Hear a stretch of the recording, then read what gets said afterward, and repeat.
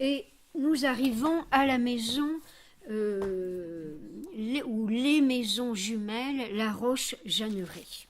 Alors, quelle est la particularité de cette maison qui fait partie maintenant de la Fondation Le Corbusier? J'en parlerai tout à fait à la fin de la conférence. Eh bien, Le Corbusier reçoit la commande, je vais revenir en arrière, d'une maison double.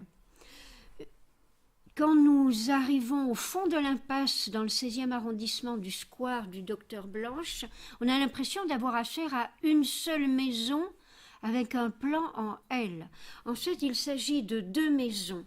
La première maison qui s'arrête là, c'est la maison qu'il construit pour son frère Albert, le musicien, qui est marié et qui a 2 enfants. Et la frontière s'arrête ici, donc sur un terrain acheté en commun. Et la seconde maison plus grande avec jardin, c'est celle d'un collectionneur, Raoul Laroche. Donc je reviens en arrière. Voilà, donc lorsque nous arrivons, nous voyons la galerie de tableaux du collectionneur et banquier Raoul Laroche, avec ce qui deviendra le leitmotiv de l'architecture de Le Corbusier, et qu'il appellera les 5 points d'architecture. Construction sur pilotis,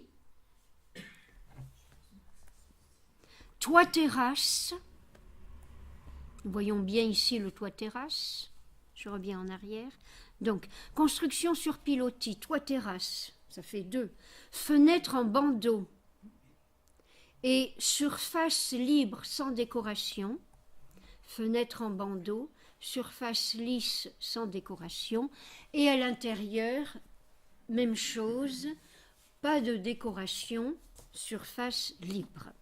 Donc ces deux maisons dont vous voyez ici la frontière se présentent de la façon suivante: les garages, les entrées de service et l'illusion d'une seule et grande maison.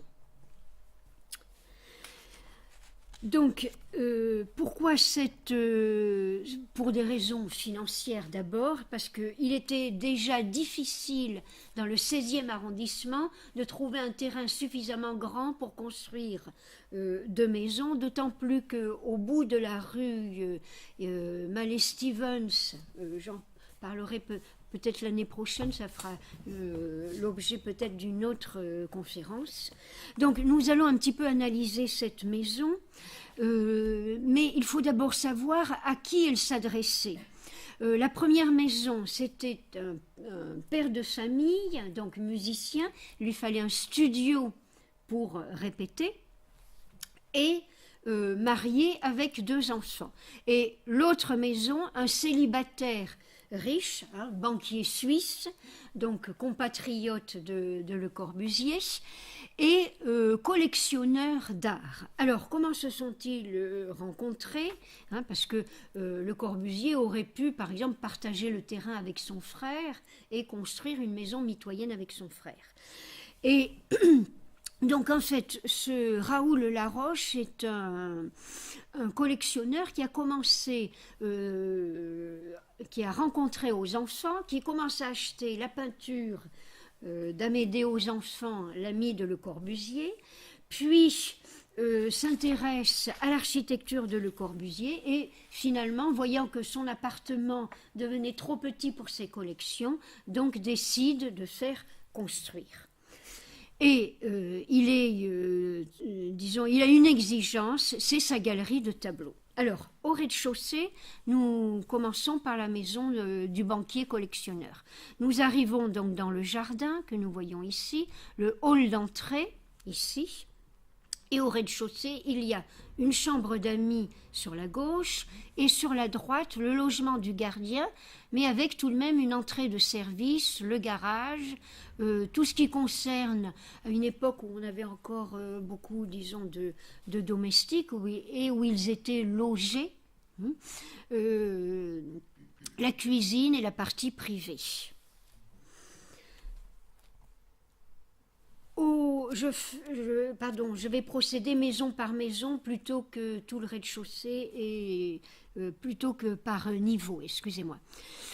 On prend l'escalier, on arrive par un petit couloir à la galerie de tableaux, la pièce la plus importante de la maison, et grâce à une passerelle, on peut arriver dans les parties, disons, moitié de réception, moitié privée, la salle à manger, avec plutôt qu'un garde-manger, c'est plutôt une deuxième cuisine, puisque la vraie cuisine est en dessous et qu'il y a un monte-charge. Et depuis la salle à manger, on a une terrasse plein sud, puisque l'entrée est au nord et la terrasse ici donne plein sud. Et au deuxième étage, on continue, soit par le petit escalier, soit si on est resté de ce côté-là, on arrive à la bibliothèque, mais il n'y a pas de passage pour aller dans la chambre. C'est-à-dire qu'il faut redescendre au premier. Vous allez le comprendre avec la vidéo. Hein. Ou alors, bon, ils étaient jeunes, hein, jeunes et minces. Je le précise parce que vous allez voir l'étroitesse de l'escalier. Et on arrive dans la partie privée, donc la garde-robe, salle de bain, etc. Et la chambre puriste, c'est-à-dire presque monacale. Donc, après, nous étudierons la maison Jeanneret de son frère. Donc, plein sud. Mais vous voyez que plein sud, vous allez me dire, mais pourquoi n'a-t-il pas profité du plein sud? Eh bien, parce que de l'autre côté, partout, il y a déjà des immeubles de l'époque haussmannienne. Donc, il y a quand même 2 petites terrasses, mais le toit terrasse va bénéficier d'une très belle vue de l'autre côté, alors que là, les petites terrasses, c'était plutôt, disons, des solariums avec un muret, parce qu'autrement, on a le nez quasiment, il y a de minuscules jardins, et autrement, on a le nez sur les immeubles haussmanniens qui se trouvent de ce côté. En fait, il y en a partout. Des maisonnettes ici, des immeubles ici, de petits immeubles ici, et des maisons de l'autre côté. Donc, c'est un bout de terrain au fond d'une impasse. La galerie de tableaux. Alors, nous pénétrons dans le hall. Alors, si vous avez l'occasion de visiter cette maison qui est la Fondation Le Corbusier, qui est ouverte au public, et ce qui surprend, c'est que le hall et la galerie de tableaux sont les plus grandes pièces de la maison du collectionneur, pour la simple raison que ce collectionneur, ce banquier suisse, collectionneur amateur d'art, contemporain, il n'achetait que son époque, c'est-à-dire la maison est construite en 1923, il achète de la peinture des années 1910, 1920, 1923. Eh bien, tous les mardis et tous les vendredis, à partir de 17h, il recevait, alors bien sûr, une certaine élite, ou des amateurs d'art, ou des acheteurs, et il fallait un grand hall de réception, qui conduisent, donc ils voyaient soit depuis la passerelle les voitures qui arrivaient dans l'impasse, voitures avec chauffeur bien sûr, soit depuis la passerelle, soit depuis, vous voyez le hall, nous sommes arrivés par là, l'impasse, le jardin, son propre garage, le hall, donc, et une espèce de petit balcon, vous allez le voir. Alors, au rez-de-chaussée, oui, excusez-moi, au rez-de-chaussée, le logement du gardien, donc on va dire les parties de service, le logement du gardien, avec l'entrée de service, minuscule salle de bain, toilette, cuisine avec un monte-charge, et une cuisine très bien conçue, très fonctionnelle pour l'époque, 1923, je le précise, avec bien sûr des aérations tout à fait prévues, un monte-charge, et une deuxième cuisine à l'étage pour le service. Correspondant, deuxième cuisine avec le monte-charge, correspondant à la salle à manger et à la terrasse. Si je ne suis pas bien claire, n'hésitez pas à me poser des questions. Donc là, nous avons pris l'escalier un petit peu plus large, on est arrivé au premier étage. Depuis le balcon, donc, Monsieur Raoul Laroche pouvait voir les invités arriver et on se dirigeait doucement vers la galerie de tableaux.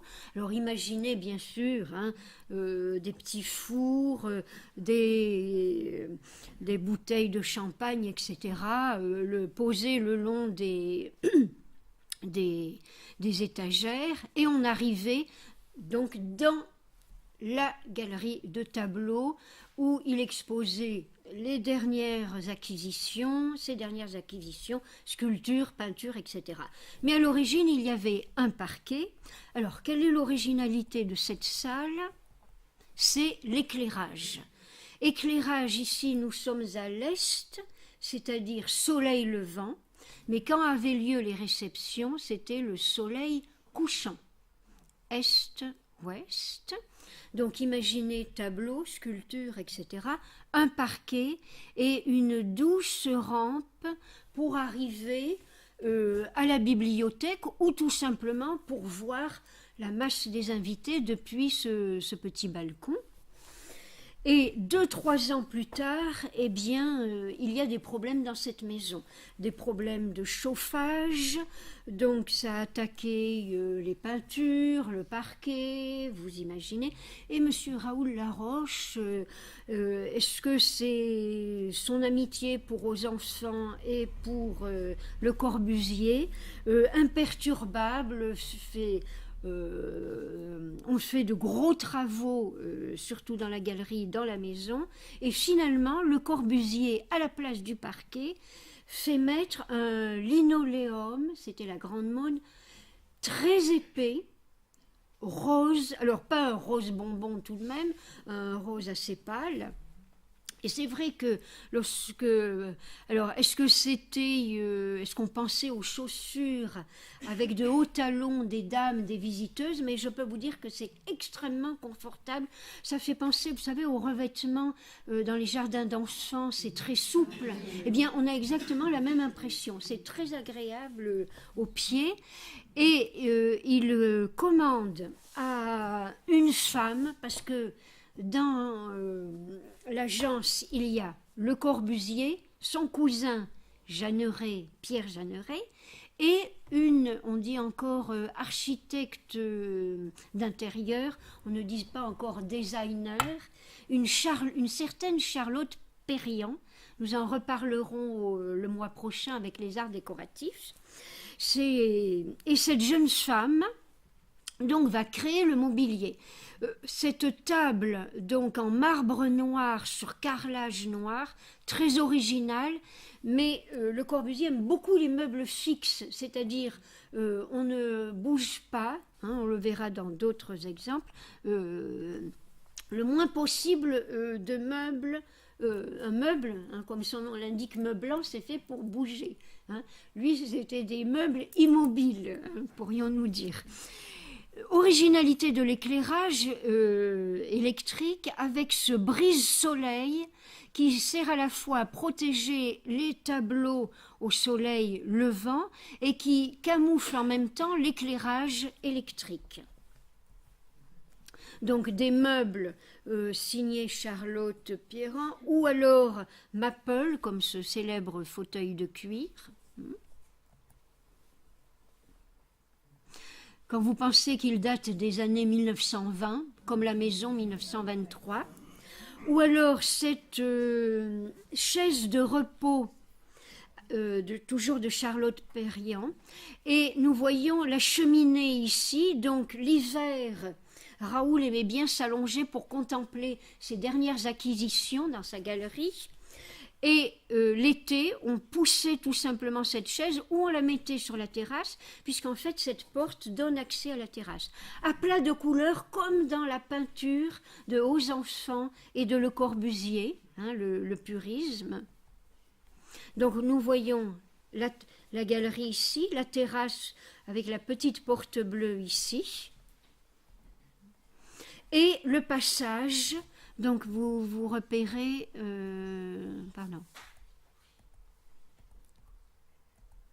voilà, dans le hall, le passage qui permet d'aller de la galerie de tableaux à la salle à manger.